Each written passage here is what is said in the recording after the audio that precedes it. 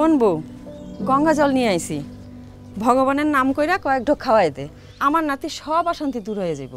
দেখেন মা, আপনি যা যা করার চেষ্টা করতেছেন আমি জানি আপনার নাতির ভালোর জন্যই চেষ্টা করতেছেন, কিন্তু কলিদি কয়ে গেছে এই জলের মধ্যে জীবাণু আছে, আমার পোলার পেটে গেলে ওর ক্ষতি হইব। কস কি তুই? এটা তো গঙ্গা জল রে মা।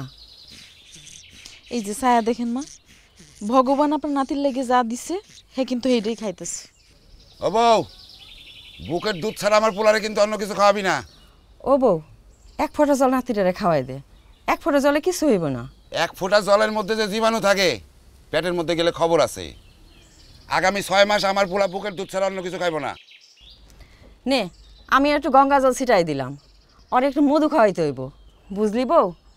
ওর মুখে মধু পড়লে মিডা মিডা কথা কইব, বাপের মতো ফরফরাই নাইব না। যা কইছো সবই শুনছি কইলাম। মধু টধু কিছু খাওয়ান যাব না মা। মধু, গরুর দুধ, জল কিছুই খাওয়াবি না? বাচ্চাটা তো তেষ্টায় কষ্ট পাইব। শোনেন মা, আপনার নাতির যা যা দরকার সব কিছু আমার বুকের দুধের মধ্যে আছে।